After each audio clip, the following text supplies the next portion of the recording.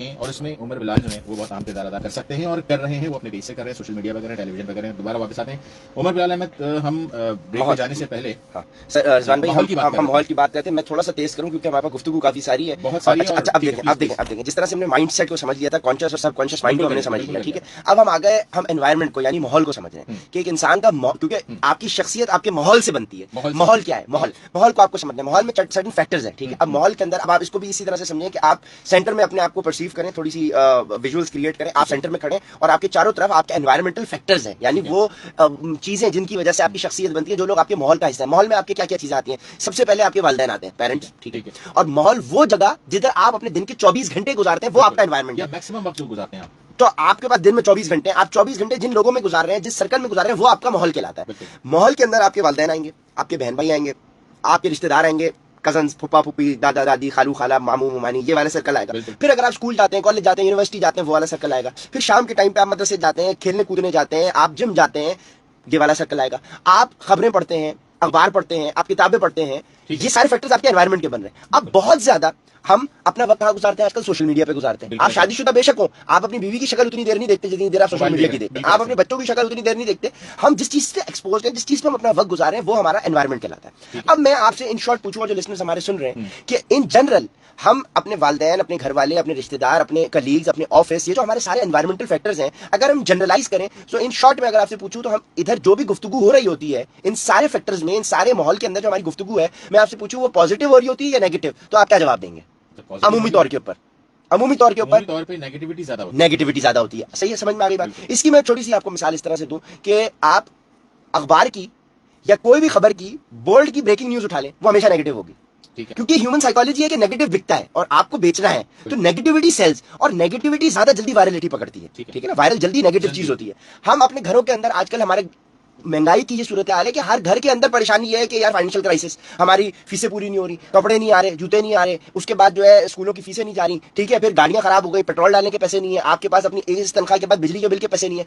महंगाई ने आपको घर के अंदर, आपकी महंगाई की वजह से गुफ्तगू, देखिए मैं मेजोरिटी बात कर रहा हूँ, मैं 99% और पाकिस्तान की मेजोरिटी 90% घरों के अंदर इस वक्त क्या बात हो रही है? महंगाई के बहरान की, यानी नेगेटिव बात। जब घर के अंदर नेगेटिव बात हो रही है तो बहन भाइयों में भी नेगेटिव बात हो रही है, फिर आप उसी तरीके से आपके रिश्तेदारों में भी नेगेटिव बात हो रही है। इसी तरीके से जब आप स्कूल जा रहे हैं तो स्कूल में जो आपके कलीग्स हैं उनके घरों में भी यही फाइनेंशियल क्राइसिस चल रहा है, या हर कोई भी नेगेटिव बात चल रही है, तो वो नेगेटिव बात स्कूल में भी डिस्कस हो रही है, वही नेगेटिव बात आपके सोशल मीडिया पे भी डिस्कस हो रही है, वही नेगेटिव बात आपके न्यूज़पेपर में भी। तो ओवरऑल हमारा जो भी एनवायरमेंट है वो हर जगह से नेगेटिविटी से एक्सपोज्ड है, ठीक है। और एनवायरमेंट हमारा कांस्टेंट रहता है, यानी एनवायरमेंट हमारा चेंज नहीं होता।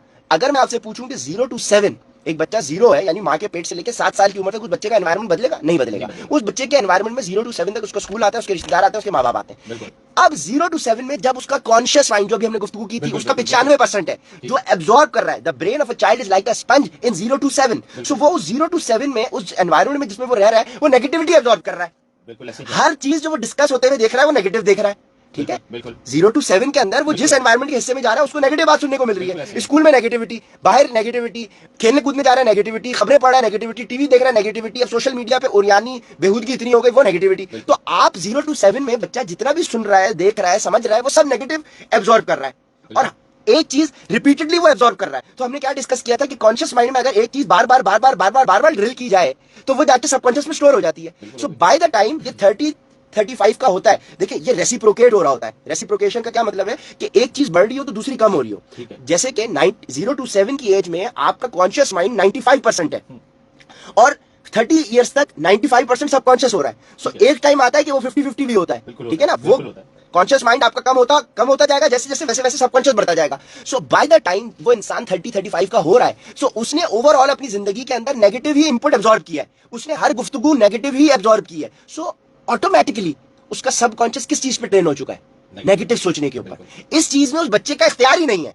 अगर आप एक बच्चे को 0 to 7 उस माहौल में डाल दें जहां पे नेगेटिविटी डिस्कस हो रही है, सो वो कोई उसके ऊपर कोई वही नाजिल थोड़ी हो रही है नाउजुबिल्लाह कि वो आउट ऑफ द बॉक्स कोई पॉजिटिव चीज लेके आ जाएगा, कर ही नहीं सकता। आपने उसको माहौल ऐसा दे दिया है जिसके अंदर उसको आपने नेगेटिविटी दी है। अब मैं मिसाल के तौर के ऊपर जितनी भी ऑडियंस सुन रही है, मैं कितनी बड़ी बात करूंगा कि आपका पूरा जाविया तब्दील हो जाएगा। और ये आपके लिए रिजवान भाई बहुत गौर से मैं आपसे बड़ा अहम सवाल कर रहा हूं, ये पूरा आपका पर्सपेक्टिव बदल सकता है। ये गुफ्तगू जिसने हमारी सुन ली है कॉन्शियस सबकॉन्शियस की और एनवायरमेंट की। अब मैं आपसे सवाल पूछता हूं, एक वो इंसान आप अपने जहन के अंदर लेके आए जिससे आपको नफरत है, ठीक है, जिससे आपको गुस्सा है, जिससे आपको तकलीफ है कि उसने आपकी जिंदगी बर्बाद कर दी, पाकिस्तान के हालात खराब कर दिए, कोई भी उसकी नफरत आपको जिस इंसान से, आप उसको अपने जहन में ले आए। ठीक है, हमारे लिसनर्स भी ले आए, हमारे व्यूअर्स भी ले आए, ले आए आप, ठीक है। ठीक है, वो बच्चा जब मां के पेट से पैदा हुआ था तो वो बुरा था? नहीं, नहीं था। 0 to 7 के अंदर और उसकी जिंदगी के अंदर जो उसको माहौल मिला है, उस माहौल की जद में आके उसकी पर्सनैलिटी नेगेटिव हो गई है। ठीक है। क्या मैं ये कह सकता हूं कि ये बंदा मासूम है लेकिन ये अपने माहौल की जद में आ गया?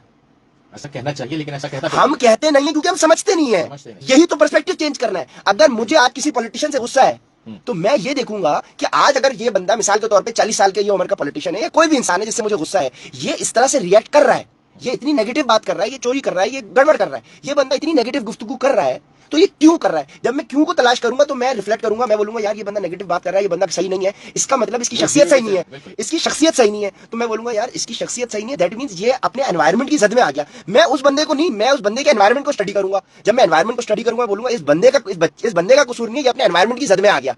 ठीक है, अब क्या होगा? मैं बोलूंगा ठीक है ये अपने एनवायरनमेंट की, मिसाल के तौर पे मैं बोलूंगा कि इस बच्चे का कसूर नहीं है, इसने अपने वालिदैन से बड़ी गलत चीज पिक की है। हम लोग कहते हैं ना अक्सर कि यार आपका कसूर नहीं है, आपके वालिद, आपकी शख्सियत में आपके वालिदैन की तरबियत जाहिर हो रही है। हम कहते हैं या नहीं कहते? अब मैंने क्या किया कि मैंने बोला ये बंदा जिससे मुझे गुस्सा था, ये बंदा कसूरवार नहीं है, इसके माँ बाप ठीक नहीं थे। ठीक है, मैं इसके माँ बाप ने, और मिसाल के तौर पर क्योंकि 0 to 7 में मेजर टाइम आपने वालिदैन और बहन भाइयों के साथ गुजारते हैं, मैं बोलता हूँ इसके वालिदैन ठीक नहीं थे। अब मैं इसके वालिदैन में से इसके वालिद को टेस्ट केस बना के स्टडी करता हूँ। मैं बोलता हूँ अगर इसका वालिद सही नहीं था तो वो भी माँ के पेट से सही नहीं पैदा हुआ था क्या?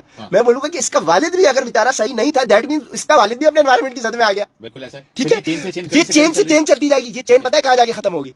पूछे आप। ये चेन खत्म होगी इब्लीस में जाके, क्योंकि इब्लीस को जब अल्लाह पाक ने जन्नत से निकाला तो इब्लीस ये वादा करके अल्लाह से निकला कि मुझे जिस आदम की वजह से तूने जन्नत से निकाला है मैं इसको अपने साथ जहन्नुम में लेके जाऊंगा।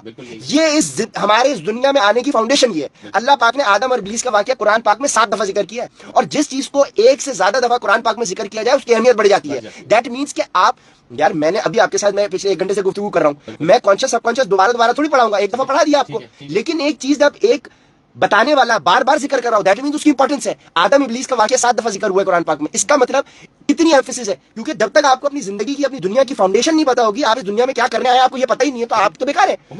मेजॉरिटी को नहीं सर ये पता नहीं है। अब आप समझे वेस्ट जो है आपके माइंडसेट कैसे काम करता है, वेस्ट ने इस चीज को स्टडी किया हुआ है, और वेस्ट ने या हमारे दुश्मनों ने, मुस्लिम दुश्मनों ने, आप इसको कहते हैं कि ये प्रोपेगेंडा है या फिर यार आप ये, भाईजान आपको इब्लीस तो ये वादा करके निकला है कि मैं इसको अपने साथ जहन्नुम में लेके जाऊंगा, तो अल्लाह ने उसको पावर भी दी, उसको मोहलत भी दी। अल्लाह ने उसको क्या पावर दी कि मैंने तुम्हें पावर भी दी, तुम जिसको बहकाना चाहते हो बहका लो, जो तुम्हारे साथ लग गया वो तुम्हारे साथ होगा, हम तो उसको तुम्हारे साथ उठाएंगे, और जो मेरे साथ हो गया मेरा। ये हक और बातिल की तो जंग है, तो बातिल कभी भी आपको हक पे आने नहीं देगा। जब वो आपको हक पे आने नहीं देगा तो वो आपसे सारी चीजें छुपा के रखेगा, तो वो आपकी पर्सनैलिटी को, आपकी शख्सियत को, आपके माइंडसेट को कंट्रोल करता है। बातिल आपके माइंडसेट को कैसे कंट्रोल करता है कि उसने 0 to 7 आपका एक्सपोज नेगेटिविटी से कर दिया। अब उसने पाकिस्तान के, अब आप मुझे बताएं 70 साल हो गए पाकिस्तान को आजाद हुए हुए, पाकिस्तान की जो पिछले 70 साल में कौम बड़ी हुई है वो तो महंगाई सुन के बड़ी हुई है, तो उसने नेगेटिविटी सुन सुन के उसके जहन में ड्रिल हुई है, तो वो बच्चा नेगेटिव के बाद कोई चीज पॉजिटिव सोच ही नहीं सकता। और यकीन करें जब आप स्कूल जाते थे और मैं जाता था तो सर एक बात आती थी कि पाकिस्तान इस वक्त नाजुक मोड़ से गुजर रहा है, वही चीज चल रही है, वो चल रही है। वो चीज हमारे जहन में हमें नहीं मालूम,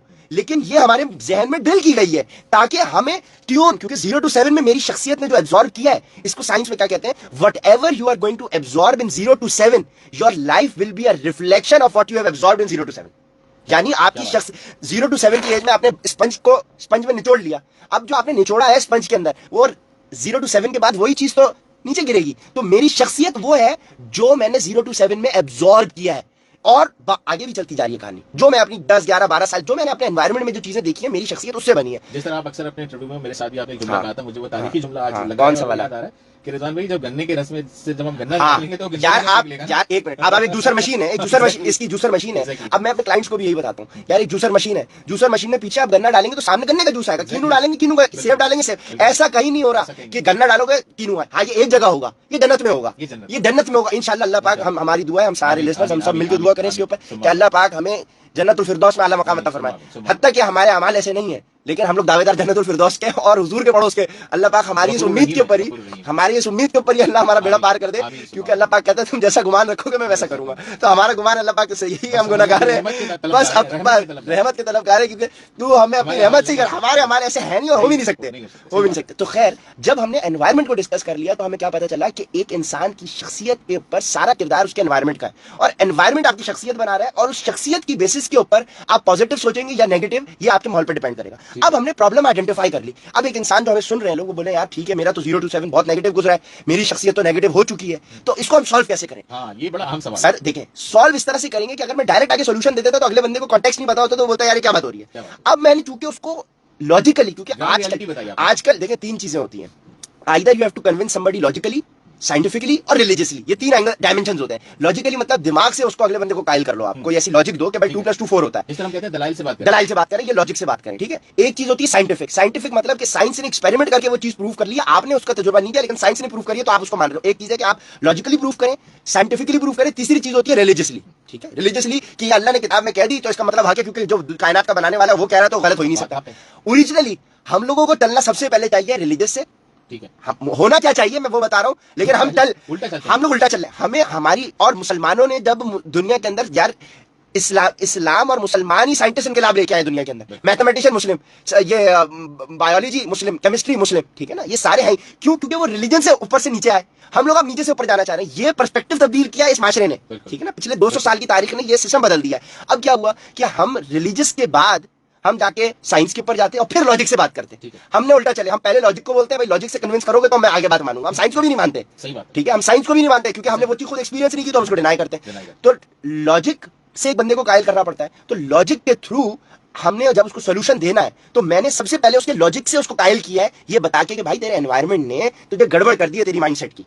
अब जब वो लॉजिक से कन्विंस हो गया फिर मैंने साइंस की भी बैकिंग दी, मैंने बोला हाँ यार साइंस भी यही चीज प्रूव करती है, ठीक है। अब जब मैंने उसको सोल्यूशन बता दिया, मैंने एक इंसान को बता दिया कि यार तुम इस प्रॉब्लम से गुजर रहे हो, ये प्रॉब्लम है, ये रूट कॉज है। अब वो बंदा बोलेगा हाँ यार ये रूट कॉज मैं अंडरस्टैंड कर रहा हूं कि मैं इससे गुजर रहा हूं। अब वो बोलेगा हाँ मुझे सोल्यूशन दो।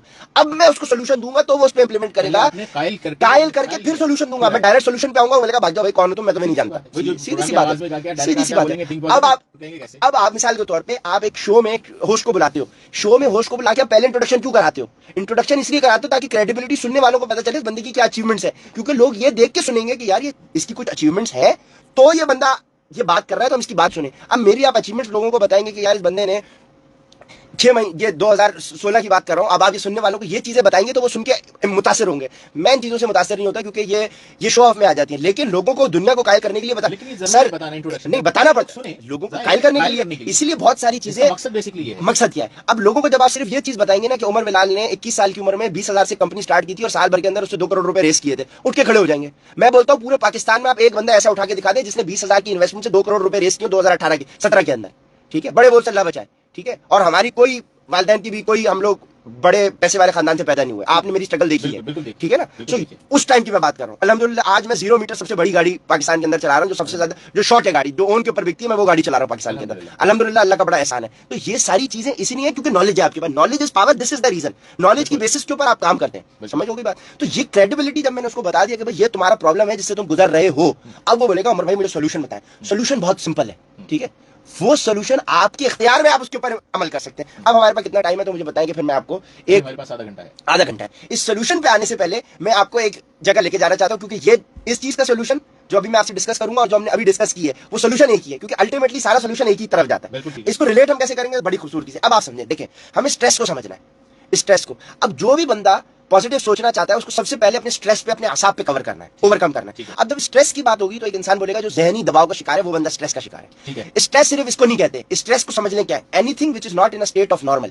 कोई भी चीज अपने नॉर्मल के अंदर अगर मौजूद नहीं है तो वो स्ट्रेस का शिकार है। नॉर्मल से मुराद ये कि जिस तरह से अल्लाह ने उसको डिजाइन किया है वो अगर वैसा परफॉर्म नहीं करी, it is in a state of stress. मिसाल के तौर के ऊपर पानी मुझे पीने की इजाजत दें। जी बिल्कुल पानी पिए। मिसाल के तौर पे कॉल भी आ गई है, उमर बिलाल कॉल भी है, चले कॉल ले लें। देखते हैं हमारे साथ इस वक्त कौन जो है वो कौन है कॉल पर, लेकिन गालिबन लाइन जो कोई डांट ना रहा हो मैं बस कॉल पे, ये अल्लाह खैर करे क्योंकि कॉलर्स का हमें पता नहीं होता।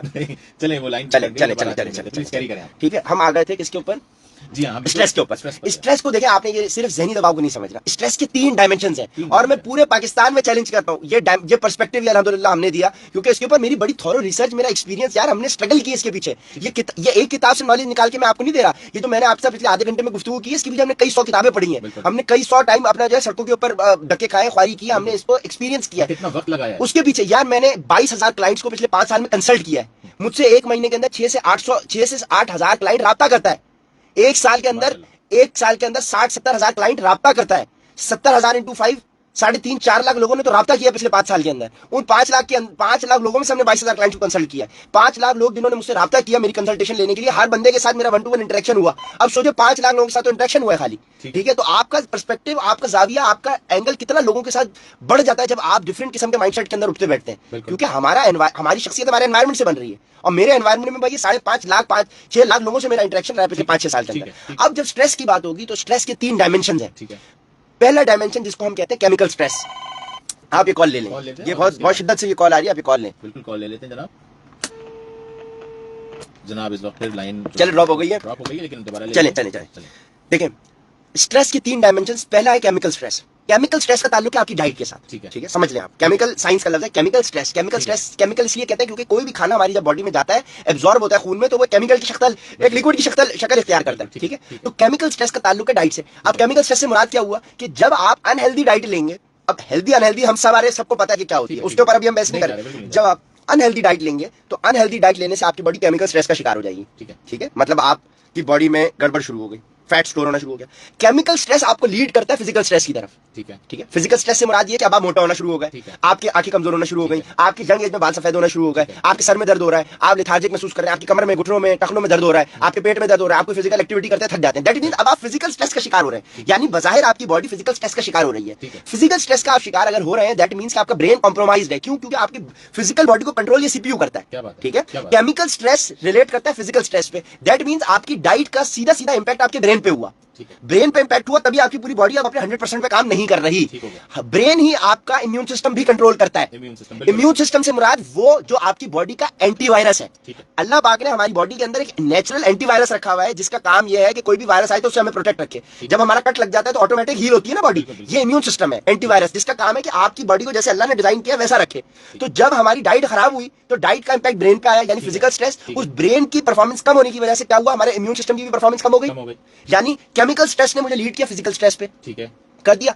अब बहुत सारे लोग जब फिजिकल स्ट्रेस का शिकार होंगे तो उनको डायबिटीज हो जाएगी, वो कैंसर की भी तरफ जाएंगे, उनके बहुत सारे और मामला शुरू हो जाएंगे। जब वो ये परेशानियां अपनी फिजिकल स्ट्रेस की लेकर डॉक्टर के पास जाएंगे तो डॉक्टर उनको डरा देगा, बोलेगा बेटा अब तो अस्पताल का बिस्तर तुम्हारा मुकद्दर है, ठीक हो गया। डॉक्टर जब उसको डराएगा तो वो बोलेगा है मेरी तो बीवी भी जवान है, मेरे बच्चे भी जवान है, अभी तो भाई मैं चला गया तो मेरे बच्चों का क्या होगा। अब उसको अपनी मौत की परेशानी से, अपनी फैमिली की फिक्र से, अपनी मौत की परेशानी से वो बंदा मजीद स्ट्रेस का शिकार होगा। तो अब ये बंदा तीसरे स्टेज पे चला जाएगा जिसको कहते हैं इमोशनल स्ट्रेस।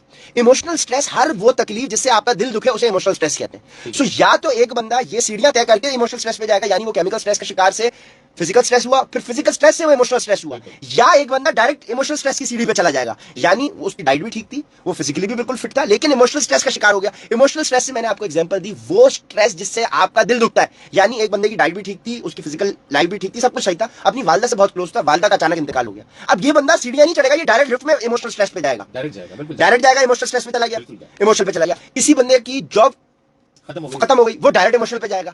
किसी बंदे की जॉब से वो 50,000 कमा रहा है, लेकिन उसके घर के अखराजात, महंगाई की वजह से बिजली का बिल ही 1 लाख रुपए आ गया, तो वो बंदा अब लोगों से मांगने के ऊपर मजबूर है। वो बंदा अच्छा भला बंदा, उसकी डाइट भी ठीक थी, उसकी फिजिकल एक्टिविटी भी ठीक थी, लेकिन वो डायरेक्ट इमोशनल स्ट्रेस का शिकार हो गया। आपने किसी पॉलिटिशियन के ऊपर गलत किस्म का इल्जाम लगा दिया, उसके ऊपर गलत आपने केस बना दिया, उसकी डाइट भी ठीक थी, उसका फिजिकल भी ठीक था, लेकिन अब वो इमोशनल स्ट्रेस का शिकार हो गया। बिल्कुल, आप समझ रहे हैं कि मैं किस तरह रिलेट कर रहा हूं। मौजूद वो डायरेक्ट इमोशनल पे जा रहा है। इमोशनल स्ट्रेस की सूरत हाल सर बहुत जरूरी है समझे। इमोशनल स्ट्रेस के अंदर क्या होता है, देखिए फिजिकल स्ट्रेस में आपका इम्यून सिस्टम 100% से काम करते करते मिसाल के तौर पे 60 पे आ गया, 70 पे आ गया, 50 पे आ गया। इमोशनल स्ट्रेस की कैफियत में सर साइंस ये कहती है इम्यून सिस्टम कॉम्प्रोमाइज नहीं होता, इम्यून सिस्टम शट डाउन हो जाता है, डायरेक्ट हिट करता है वो। इम्यून सिस्टम शट डाउन अगर हो गया तो आपको डायरेक्ट बीमारी लगेगी। क्यों? क्योंकि बीमारियां हमारी बॉडी में आ रही होती हैं, लेकिन एंटीवायरस काम कर रहा होता है तो वो रेजिस्ट करता है। लेकिन इमोशनल स्ट्रेस की कैफियत के अंदर एंटीवायरस शट डाउन हो जाता है, और शट डाउन तो शट डाउन, गड़बड़ तब होती है जब वो नेगेटिव काम करना शुरू कर देता है। इम्यून सिस्टम शट डाउन हो तो भी प्रॉब्लम नहीं है, आप दवाइयां वगैरह देखिए उस चीज को, प्रॉब्लम को रेक्टिफाई कर सकते हैं। इम्यून सिस्टम बॉडी के अगेंस्ट काम करना शुरू कर देता है, ये ज्यादा खतरनाक है। इसको आप क्या कहते हैं, ऑटो इम्यून डिजीज हो गई आपको, कि इम्यून सिस्टम आपको ठीक करने के बजाय आपको खराब करने में लग जाता है। इमोशनल स्ट्रेस इतनी प्रॉब्लमेटिक सिचुएशन है, इस वक्त हमारी पूरी कौम इमोशनल स्ट्रेस से गुजर रही है। पूरी कौम को स्ट्रेटेजिकली इमोशनल स्ट्रेस के ऊपर डाला गया है। अब आपके पास रिलेट करेंगे उस गुफ्तगू के पैराए में जो मैंने आपसे डिस्कस की है। हमारी पूरी कौम को इमोशनल स्ट्रेस के ऊपर डेलिबरेटली डाला गया है। अब जब इमोशनल स्ट्रेस की कैफियत में आपने कौम को डाल दिया, इम्यून सिस्टम उसका काम ही नहीं कर रहा। वो इतना नेगेटिव सोच रहा है, इतना सोच रहा है। अब आपके ये छोटे मोटे शो से थोड़ी, आपकी सिर्फ ये कहने से थोड़ी होगा कि यार आप पॉजिटिव सोच रहे तो पॉजिटिव नहीं। उसके लिए मैं अल्लाह का शुक्र इसलिए अदा करता हूँ कि भाई मैं आपके पास क्यों आ गया। हर चीज पैसा नहीं होती सर, अल्हम्दुलिल्लाह हम बहुत अच्छे पैसे भी कमा रहे हैं, सारी चीज, लेकिन कहीं कहीं आपको सिस्टम में वैल्यू ऐड करनी होती है। मैं वो वैल्यू ऐड करने के लिए कि हमारे पर्सपेक्टिव से हमारे लोगों के अंदर वो वैल्यू ऐड हो जाए। अब आप इमोशनल स्ट्रेस का जब शिकार हो गए, तो मेरे क्लाइंट भी जो सुन रहे हैं, मैं उनको यही बताता हूं, जो बंदा इमोशनल स्ट्रेस का शिकार हो गया, मैं उसको कितनी अच्छी डाइट प्लान दे दूं, असर नहीं करेगा। लोग ये कंप्लेंट करते हैं यार हम तो डाइट ले रहे हैं, डाइट बहुत अच्छी ले रहे हैं उमर भाई, असर नहीं हो रहा, स्टक हो गया वजन। रीजन वेट स्टक होने की है कि आप स्ट्रेस से गुजर रहे हैं, और स्ट्रेस से नहीं, इमोशनल स्ट्रेस से गुजर रहे हैं। किसी की डाइवोर्स हो गई, किसी के वजन इतना बढ़ गया है कि अब उनके मियाँ को वो पसंद ही नहीं आ रही, और उनके मियाँ ने ये ताना देना शुरू कर दिया कि तुम तो खा खा के बबलू हो गई हो, मैं तो दूसरी जगह शादी कर रहा हूं। ये मेरे एक्सपीरियंसेस है पिछले 5